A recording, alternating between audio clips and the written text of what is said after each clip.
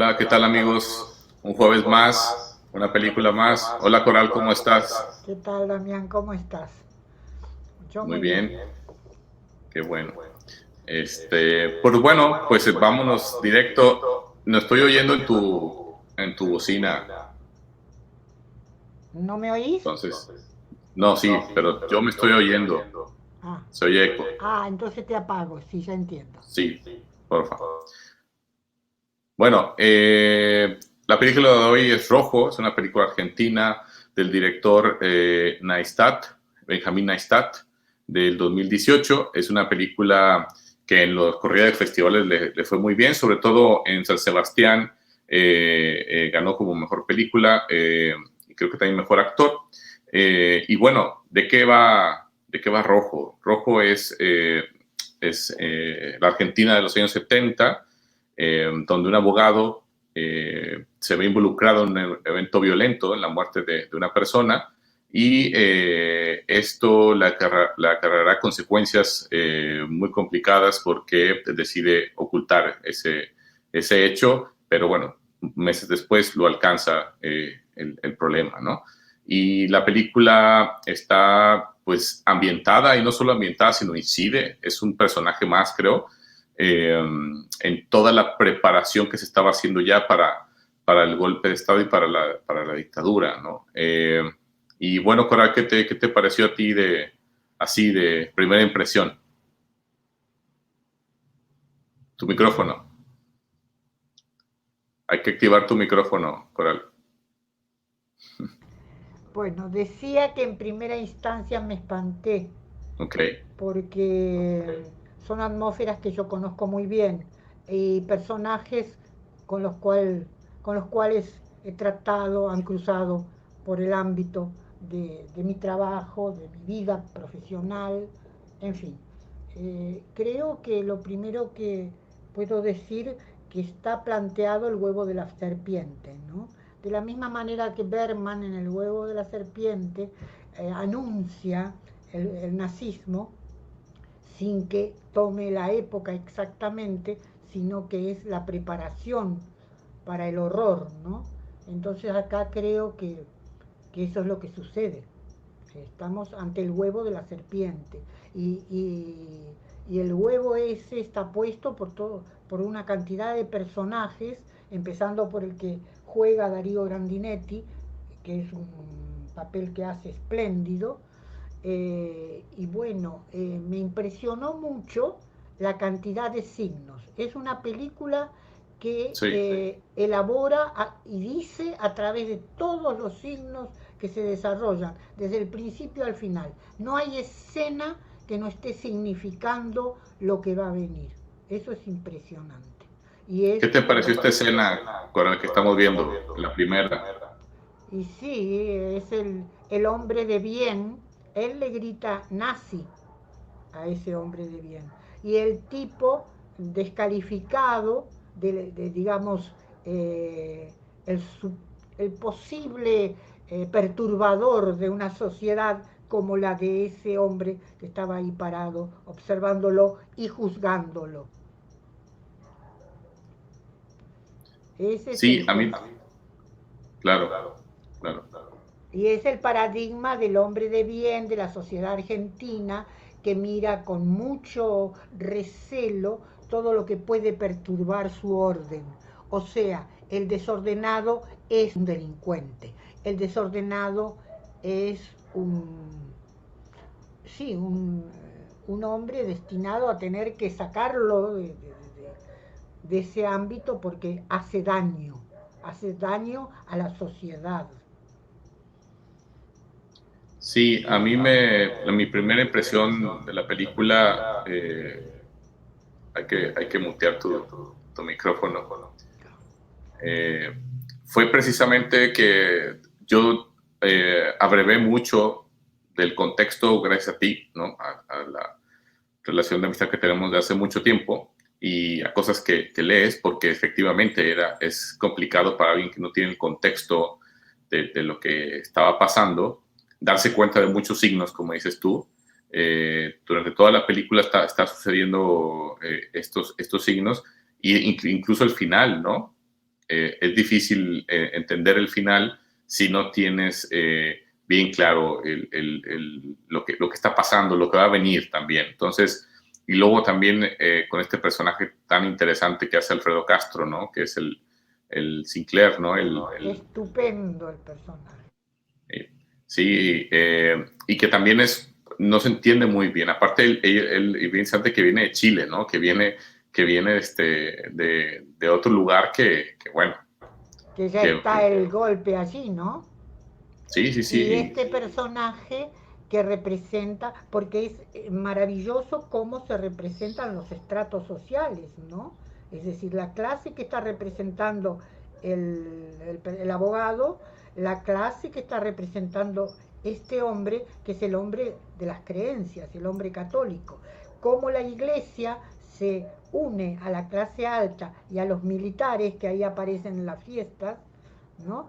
Son los tres poderes unidos para destruir al pueblo. Sí, y la verdad es que la película hay que irla desmembrando porque es complicado, ¿no? Desde el signo de los cowboys, ¿no? Y todo lo que pasa con ellos, el eclipse, ¿no? Que vemos ahí en una parte, incluso la propia obra de teatro que están montando los chicos en la escuela. La verdad es que hasta el comediante, ¿no? Donde vemos toda esta salida de la pareja principal, ¿no? De los protagonistas, y también hay ya un asunto de ir metiendo todo esto, ¿no? Y parecería como complicado que todo eso hace un caldo de cultivo para que la historia también avance, es lo que decía al principio, el propio contexto histórico es un personaje más, ¿no? Naturalmente. Fíjate que desde la primera escena, es decir, cuando él resuelve en no salvar, bueno, no salvar a la víctima, al que quiere suicidarse, ahí ya tiene el desierto, tirarlo en el desierto, eso ya es un signo terrible. ¿Dónde tiraban a los desaparecidos? En los desiertos, en el mar, en la montaña, y ese signo a mí me espantó. Cuando él decide llevarlo al desierto y dejarlo en el desierto, es el primer signo fortísimo que está anunciando lo que va a venir, ¿no? Por ejemplo. Y así cada escena. Vos fijate, por ejemplo, qué notable la pareja de jóvenes que él insiste con hacer el amor con la chica y la chica dice, es que estoy menstruando. Y entonces le dice, ¿no te va a dar asco? Le dice ella. Y él dice, no, me gusta la sangre. Claro. Eso es impresionante. Y así todo, todo, todo, cada escena, cada situación, con la mujer, con la hija, como dices tú, con el grupo de danza, ¿no? Lo que están ensayando. Todos son signos que se van acumulando hasta el final, ¿no? Sí, por ejemplo, nos comenta Alma Ramírez este asunto de la escena final, ¿no? Que platicaremos en un rato más, sobre cuando están precisamente investigador, ¿no? Detective Sinclair, chileno, y en la escena final, ¿no? En el desierto, precisamente lleno de moscas. Entonces, desde ahí surge, ¿no? El asunto de otro símbolo más. Todo el tiempo está sucediendo precisamente esto, y es muy interesante, como dije, a mí me impresionó que es tal cual una serie de símbolos tras símbolos que si no los cachas, se te van. O sea, si no lo estás entendiendo y avanzando con ellos, la verdad es que es bien complicado que la película funcione. Pero bueno, yéndonos un poco a la estructura, la verdad es que yo estaba leyendo como clasificaciones, ¿no? Algunos hablaban de un thriller noir, ¿no? Otros hablaban de novela negra, ¿no? Entonces es como que muy peculiar la película como para encasillarla en una sola cosa, ¿no? ¿No crees tú? No tienes micro. Es muy difícil clasificarla como thriller, es muy difícil clasificarla como melodrama, es muy difícil clasificarla como drama político, aunque pudiera ser esa la definición que estuviera más cerca, ¿no? Es un drama político. Sí, y también ese tema de las casas, ¿no? Que creo que también era algo que pasaba, ¿no? Que era hasta cierto punto común en esa época, ¿no? Claro. Fíjate que yo pensé en Julio Cortázar. Me parece que es la respuesta de Casa Tomada. En Julio Cortázar la casa la tienen que abandonar porque alguien empezó a habitarla. Acá es exactamente a la inversa. Empieza, la primera escena es la casa que está siendo despojada. ¿No? Viene uno, saca un espejo, viene otro, saca el televisor, se está desmembrando la casa, se están apoderando de la casa y sacándole cosas, hasta el gran signo que es tomar la casa, ahora ya sí, como propia, que es el país, ¿no? Sí, Hay eso es la por gran... ejemplo, esta escena está llena de esto. Tú sabes que las consignas de ellos tenían siempre lo humano por delante. Por ejemplo, una de las consignas más importantes que acá siempre la están bordeando es los argentinos somos derechos y humanos. Esa era una consigna fortísima que el ejército paraba en las rutas y te daba el papelito, ¿no? Somos derechos y humanos, por eso lo estamos cuidando. Entonces, todo lo que se refiere precisamente a derechos o a humanos siempre está apuntando a las consignas que nosotros, los que vivimos ese horror, conocimos tanto. Y luego la clase alta, ¿no? El terrateniente, el que regala el mate, ¿no? El tipo nacionalista por derecho propio, ¿no? Por propiedad privada, porque eso le pertenece. Y también esta Digamos. escena de la castración también, por ejemplo. ¿Cuál? La escena donde castran al becerro este, ¿no? También es otra parte más. Yo aparte de los símbolos, también como políticos históricos, haría como apuntar, hacer un apunte sobre los símbolos también de forma, ¿no? Están estos segmentos donde la cámara se pone lenta, donde hay una música que está acompañando el momento, en este caso el primero ese con los... ¿cómo se llama? Con los cowboys lazando, ¿no? Y el ternero cazándolo, digo, perdón, listo para ser castrado. Y luego sucederán, creo que un par de veces más, donde este acompañamiento de forma está como un leitmotiv, ¿no? Como algo que está ahí también sugiriendo ciertas cosas en ciertos momentos, se me hizo muy oportuno, ¿no? En este eclipse también pasa lo mismo y creo que todo se pone rojo y entiendes, este es aquí va el asunto del título de la película, ¿no? Entonces, poco a poco, la verdad es que se va desenredando todo lo que está pasando basado en el hecho de que ese tipo está ocultando algo, ¿no? Está ocultando la muerte de alguien, ¿no? Que él no lo mató, ¿no? Efectivamente, pero que decide no ayudarlo, ¿no? Que contribuye a su muerte, que Sí, contribuye a su muerte. sí, sí, sí. Y lo que dices tú, ¿no? Lo de los americanos, esta aparición de los cowboy americanos, este intercambio El es un látigo. signo, el látigo por parte de los americanos, el mate de alpaca y la bombilla por parte de los argentinos, ¿no? Es terrible, es terrible. Sí, bueno, para seguir platicando, me gustaría presentar al invitado de esta noche. Ojalá pueda estar ya con nosotros aquí Guillermo Gosville. Él es el director de proyectos de Fundación PROA y nos acompaña desde Buenos Aires. ¿Cómo estás, Guillermo? ¿Qué tal? Buenas noches. Muchísimas gracias por la invitación, Damián, Coral. Gracias. Un placer. Y bueno, Guillermo, Rojo estuvo seleccionada para el Festival Término Civil Latinoamericano Ahora sí que te hacemos la misma pregunta que nos hacemos nosotros al principio, y así de bote pronto, de jugada rápida, ¿qué te pareció la película la primera vez que la viste, cuando terminaste justo de que empezaron a aparecer los créditos? La película me encantó.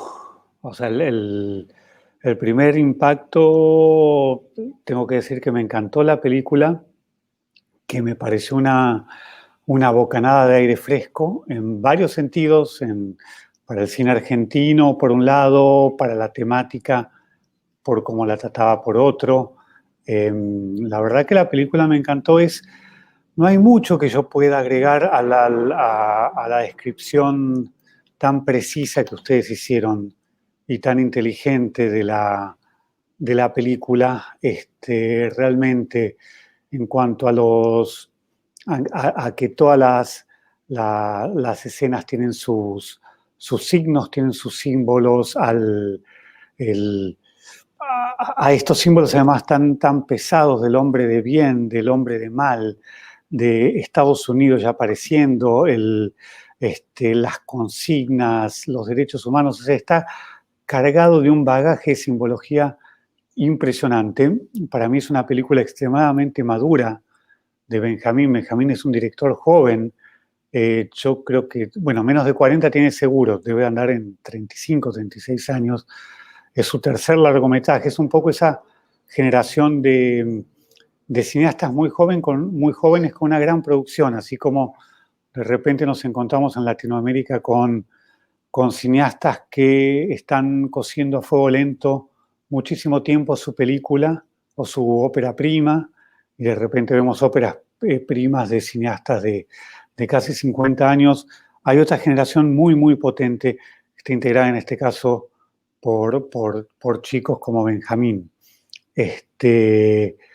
Y también lo que me pasó en una primera visión, y por eso también, más allá de que la película dije, me encantó por su factura, por su simbología, por el riesgo que tomaba en tratar temas tan delicados para nosotros como sociedad, y haciéndolo con un respeto enorme además. Yo lo que valoré muchísimo es que una acción que vengo viendo repetida en cineastas jóvenes a través de Latinoamérica, que son cineastas que se animan a meterse en la parte más profunda y dolorosa de la historia de nuestros países,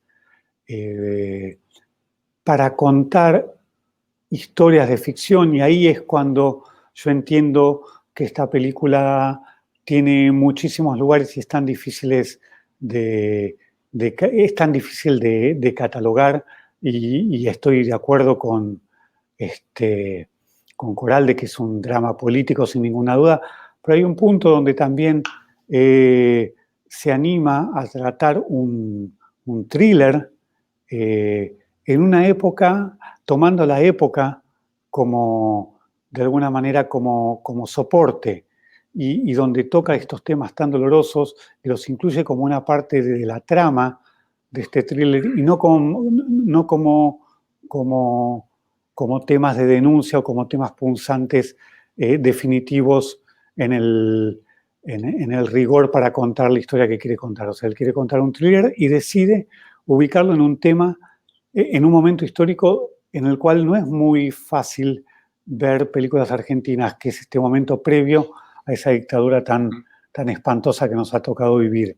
Entonces yo celebro que toma la decisión de querer contar una historia en ese momento particular. Habíamos tenido ejemplos también en Monterrey, incluso con invitados como con la larga noche de Francisco Santis, pero en ese momento estaban más metidos en plena dictadura. Pero bueno, sí, también, por ejemplo, El Ángel, de cineastas mucho más,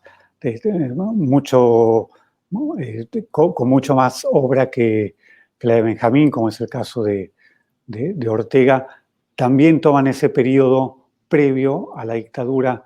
O también a mí, cuando hablo de Latinoamérica, me puso en un lugar similar, por ejemplo, al de la película Las Niñas Bien, que también la hemos platicado muchísimo nosotros, donde toma ese momento de la crisis mexicana tan difícil de ver en el cine contemporáneo, contada por un cineasta joven y lo toma para contar el drama de una familia y la venida menos en escala social de una familia a través de la crisis, pero son momentos históricos que son muy difíciles de ver y creo que tiene que ver también con el periodo de maduración de las sociedades, y yo lo he hablado en forma directa con muchos chicos jóvenes acá en Argentina, donde ellos plantean una situación de decir, bueno, ok, este drama es con el que me toca vivir en mi sociedad, es el legado que yo tuve, yo quiero contar mi historia de esta manera.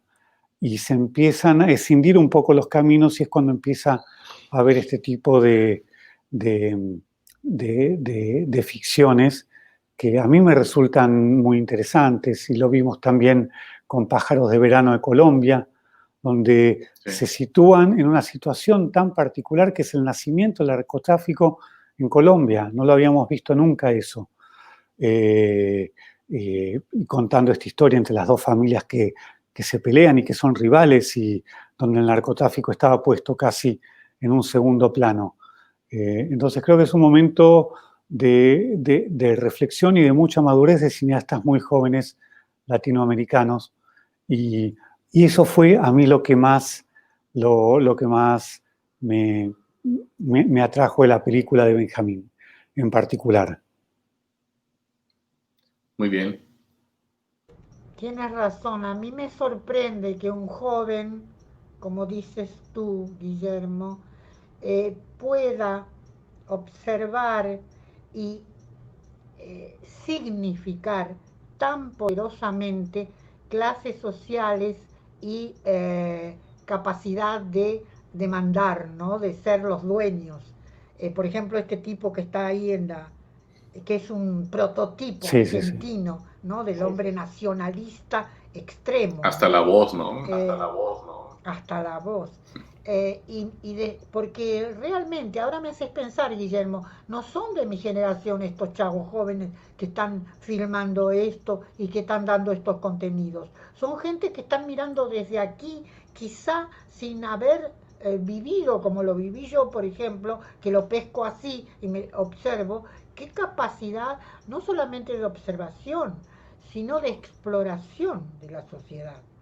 Porque, por ejemplo, recuerdo el momento en que la mujer, casi sobre el final, con todo el público bien hecho, digamos, el público legal, legítimo, dice que lo que ellos quieren es la paz y la paz y la alegría de toda la ciudadanía. Pero esa ciudadanía son ellos, no es el pueblo. La palabra pueblo ni se les pasa por la cabeza, ni imaginan siquiera esa poderosa masa de gente que siempre ha sido soslayada, ¿no? Por otra parte.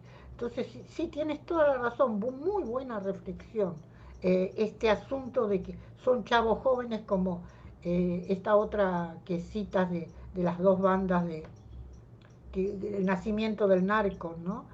Y son gente joven que está mirando el pasado y lo está viendo mejor que nosotros, porque desde el momento en que pueden producir toda una multiplicidad de signos tan claros para nosotros, evidentemente tienen una percepción desde el presente de nuestro pasado que realmente es admirable.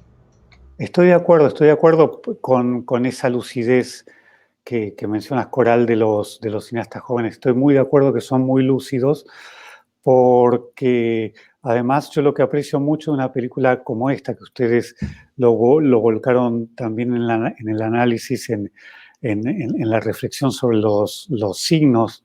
Yo también valoro mucho ciertas denuncias en forma de metáfora, que son las que te dejan pensando después con el tiempo, porque este momento histórico es previo justamente a la dictadura, y lo que a mí me impactó muchísimo es que el pueblo este de la costa, el que estamos viendo ahora, es un balneario que no tiene nombre. Entonces, para mí era imposible de dejar de hacer la analogía con los desaparecidos, con la tonelada de desaparecidos que tuvimos después.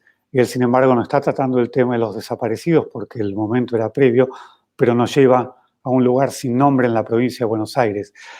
Yo no sé cómo esto impactará en las generaciones más jóvenes. Para mí fue tremendamente movilizador, porque ya no era que personas que no tenían nombre, era directamente un pueblo donde está transcurriendo una historia completa, el que no tiene nombre, no nos permite ubicarlo con precisión donde está pasando. Entonces, esa libertad de empezar a denunciar, o no denunciar, porque quizás no lo quiso denunciar, yo no lo sé esto, pero de tratar de esa forma con metáforas es en un punto bastante perturbador y bastante, coincido, bastante lúcido para ser una generación tan joven que empieza a mirar el pasado capaz que con menos peso sobre sus hombros y no quiero decir con menos responsabilidad, porque esta película es absolutamente responsable, pero con menos peso sobre la historia que tiene que contar y se permite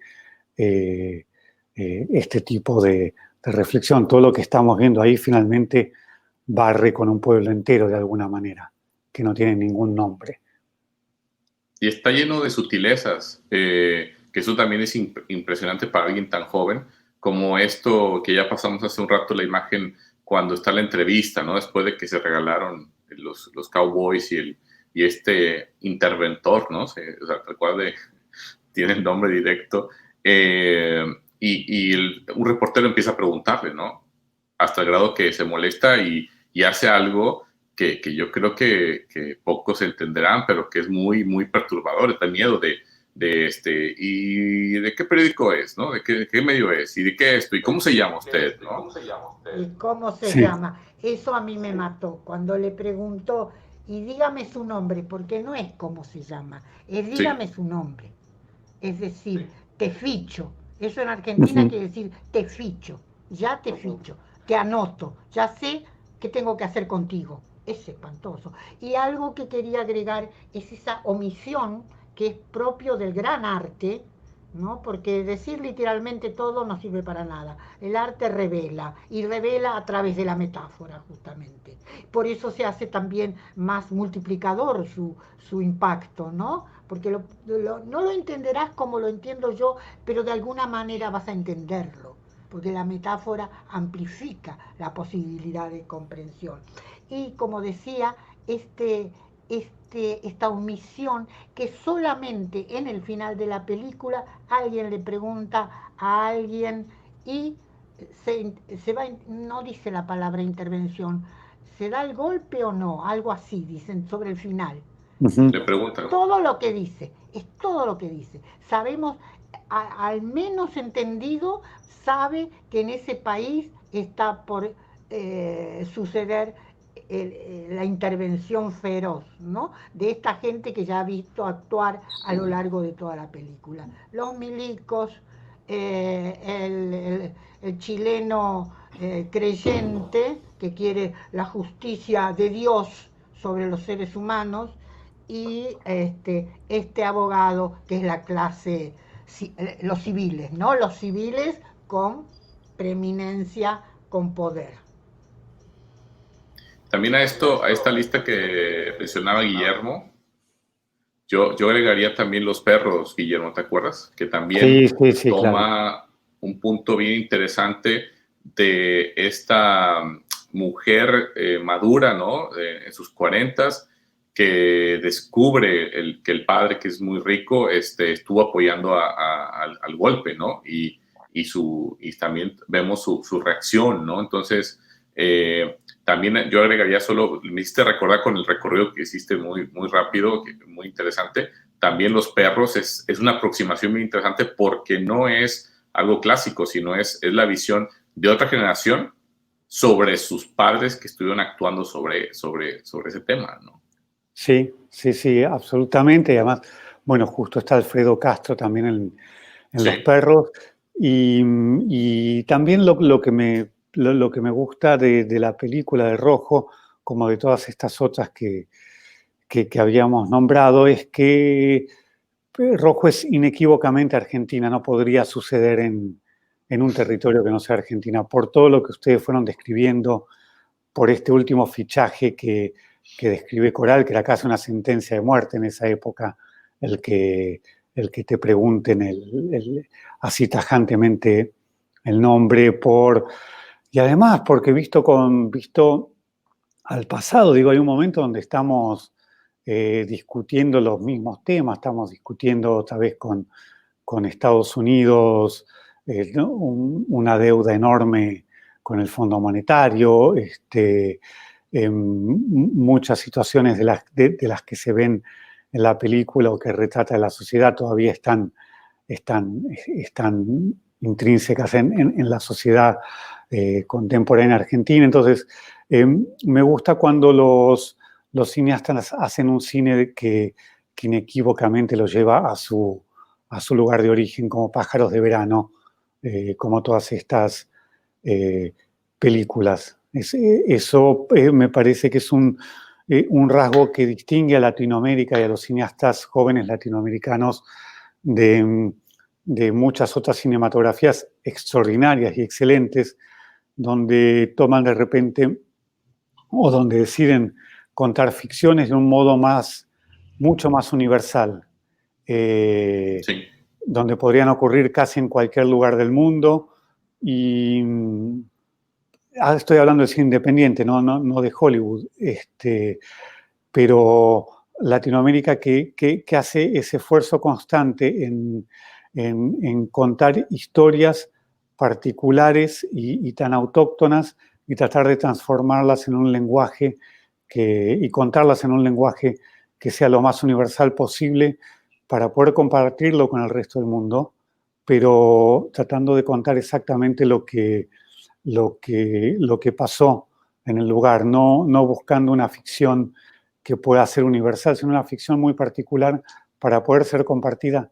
Es complejo porque, digamos, la persona que se siente en otro lugar del mundo a ver una película como Rojo podría no tener que saber la dictadura que vino después de esa situación particular donde está la ficción. O sea, hay mucha información que uno quizás como latinoamericano la tiene incorporada, pero el resto del mundo no, y sin embargo son películas que funcionan muy bien transversalmente en todos lados y es un riesgo grande que corren los cineastas, ¿no? Porque hay un punto que yéndose para atrás es como si quisiesen contar, no sé, o hacer una película sobre el éxodo jujeño, que es un hecho muy particular de la historia del siglo XIX en Argentina, y sin embargo se arriesgan, cuentan, hacen la ficción de altísima calidad, con muchísimo riesgo. Eso es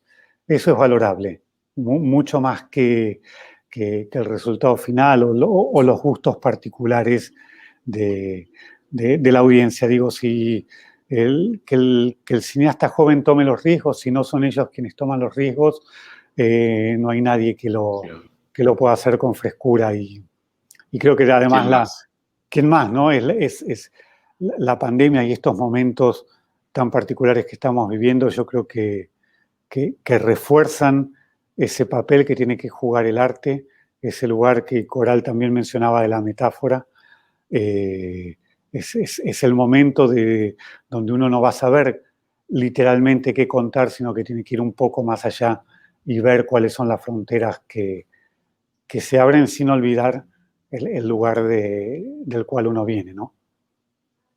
Sí, yo quiero decir dos cosas. Una, lo que aprendimos de jovencitos nosotros gracias a los anarquistas, porque hay una gran cultura anarquista y socialista en mi país que dio nacimiento a montones de cosas, incluso a mí misma como persona.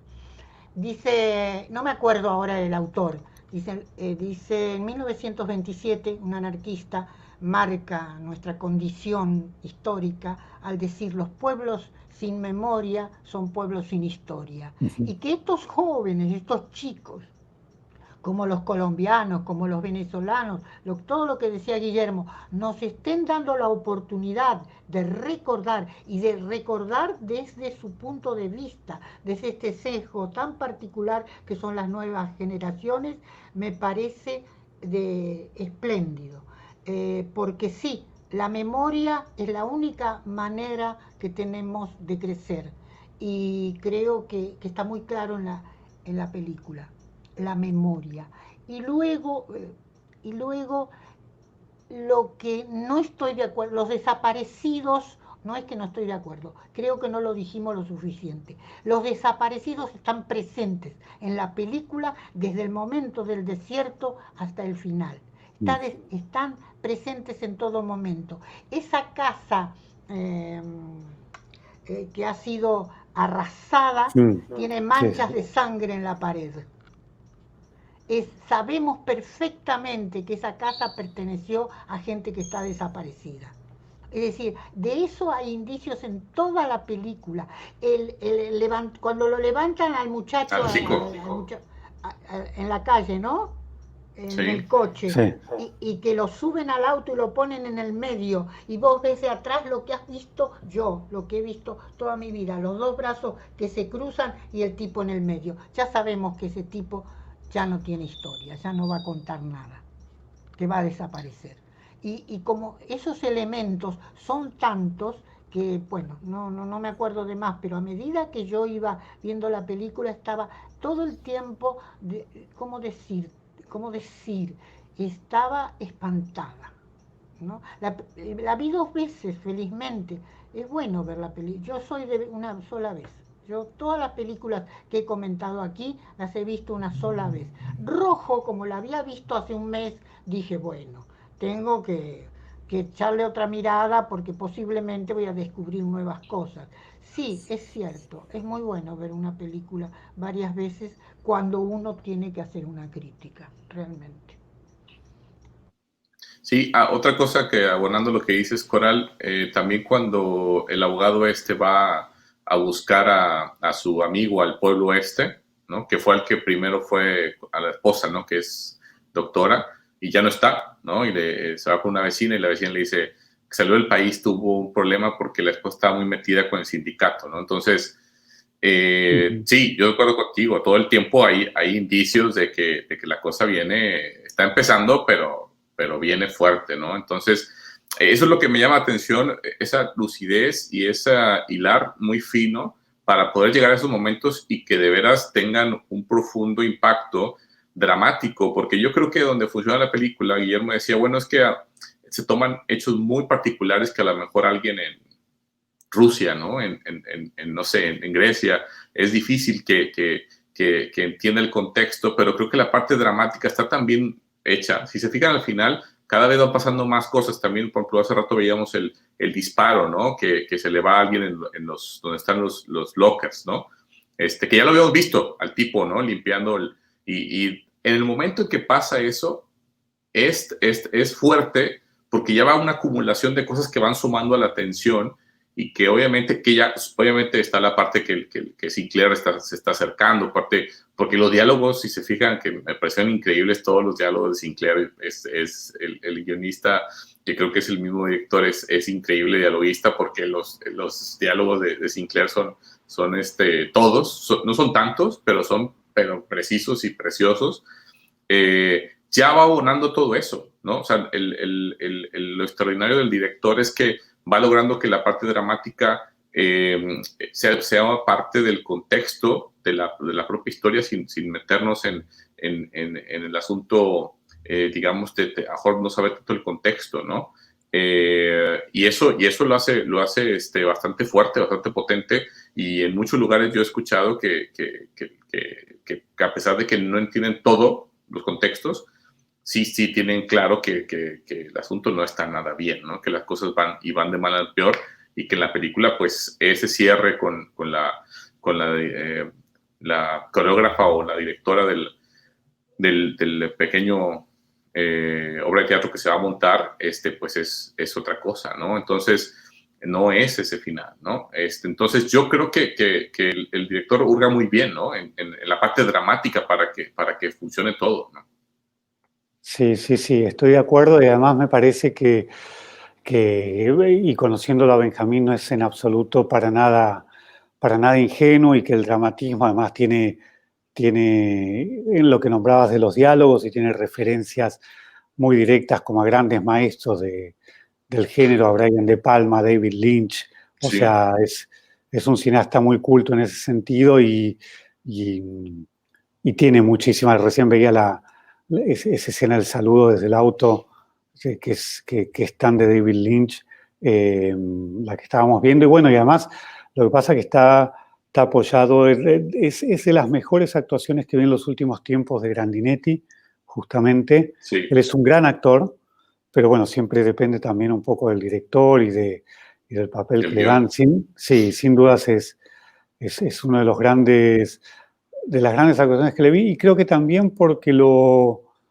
hay un riesgo bastante importante y le sale muy bien, que es que lo hacen hablar muy poco a Grandinetti, un poco también como pasó con Ricardo Darín cuando lo toma Bielinski en los primeros papeles con Nueve Reinas y todo, que le da mucho menos diálogo y le hace un trabajo corporal mucho más fuerte, porque es impresionante. Lo cuida. Sí, y es muy grande la transformación que tiene él también físicamente, y el pelo y todo, y el bigote, entonces donde le resta locuacidad para hacerlo hacer un trabajo corporal muy, muy fuerte, y está maduro en ese sentido Grandinetti para hacerlo, así que, y Castro tiene por otro lado con un personaje hecho a costura, ¿no? Hecho a medida.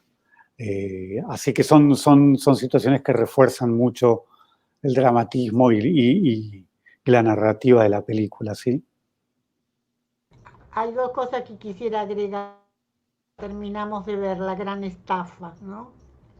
El finalmente hacerse dueños de la casa totalmente, con el aval de un pobre tipo, ¿no? Del pueblo, con el aval del pueblo que firma ingenua e inocentemente, o quizá por necesidad, porque tiene hambre, lo que no debiera haber firmado. Es una cosa. Y otra cosa que me llama la atención, porque yo viví en Argentina en los años previos, la propaganda esta, me la acuerdo, es impresionante. clarísima. Es impresionante, de Bonafide, la firma que lo hace. Dios mío.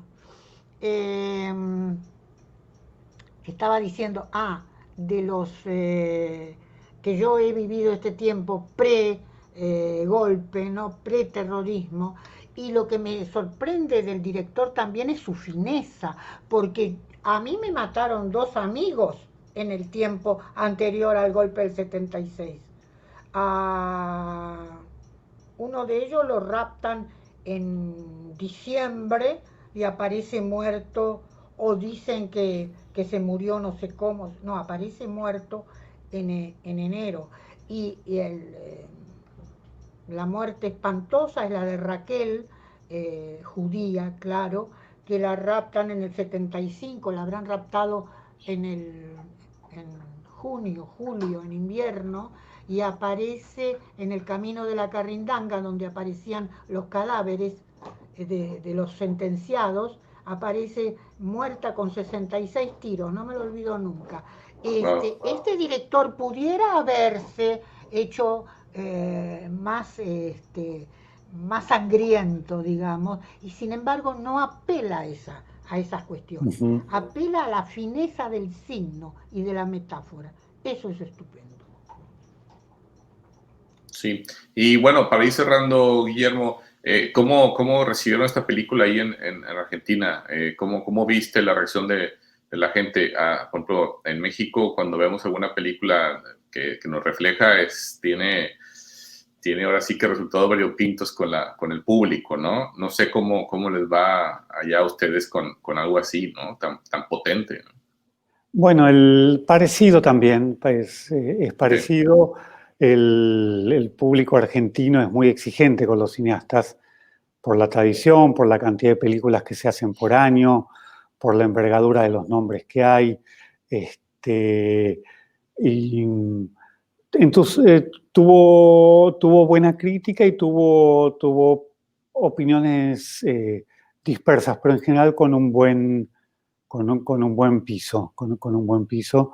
Y creo que son estos chicos jóvenes los que necesitan oxigenar el cine argentino, sin dudas, porque los grandes maestros del nuevo cine argentino, digo, ya están, no son grandes, son mi generación, que tengo 51 años, están como por ahí, pero hubo como una generación intermedia quizás un poquito más aletargada, pensando que con los laureles que se habían cosechado en todo el mundo alcanzaba para hacer buenas películas.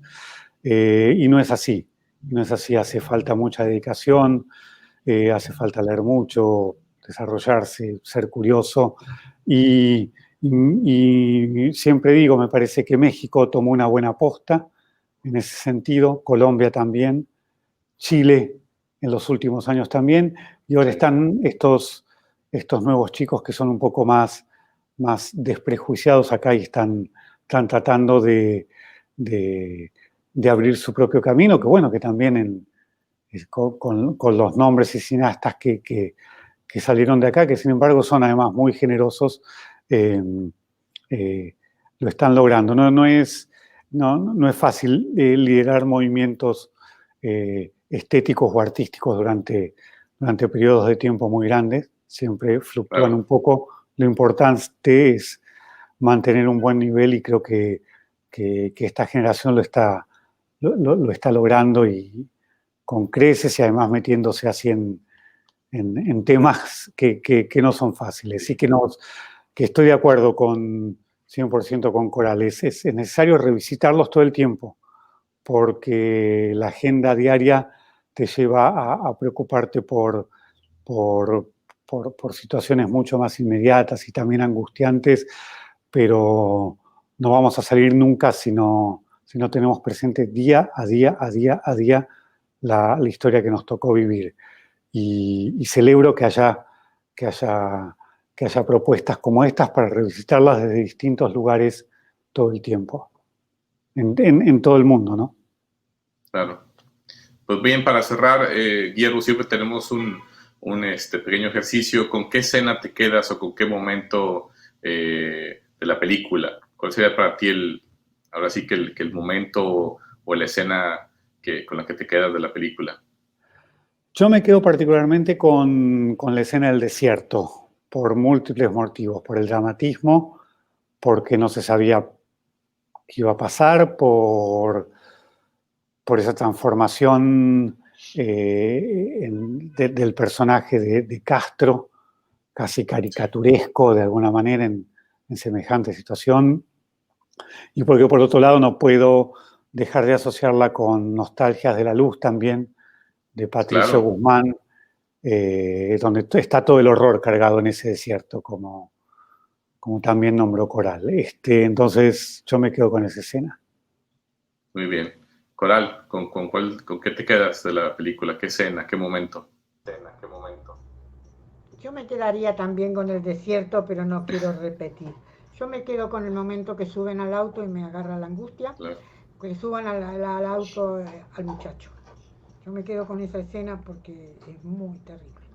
Para mí es muy terrible. Y te voy a decir con otra.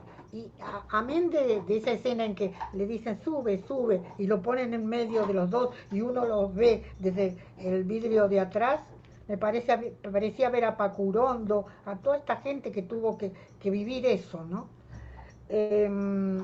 Me quedo con la peluca de Darío Grandinetti. Sí, claro. Me quedo con la peluca, sí, porque eso es un signo terrible. Es el disfraz, la hipocresía, la transformación y todo lo perverso que significa ponerse una peluca, como una máscara.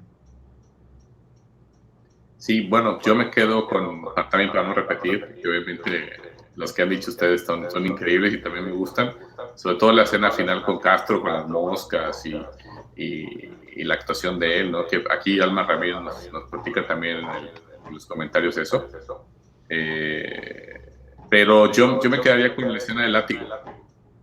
Cuando le regalan el látigo y sale con los reporteros y entonces para acá y no sé, es lo que viene, ¿no? Entonces me quedo con esa escena, pero ya me encantan las que han dicho ustedes. Y bueno, Guillermo, pues nada, comprometerte para cuando nos vuelves a visitar. Tenemos pendiente una película que tú nos has recomendado. Recuérdame el nombre, la que nos decías. Crímenes de familia. Crímenes de familia, que es nueva, ¿no? Nueva, muy nueva. Vimos Crímenes de familia. No, es no, nueva. no. Es nueva, es la nueva. La nueva. Sí, entonces tú dinos cuándo, Guillermo, porque nos ha encantado tenerte aquí y nos volvería a encantar que estuvieras aquí. Tú dinos cuándo puedes, digo, lo arreglamos fuera de cámara. Muchísimas gracias, ha sido un placer, Así sí, que nos volvemos a ver.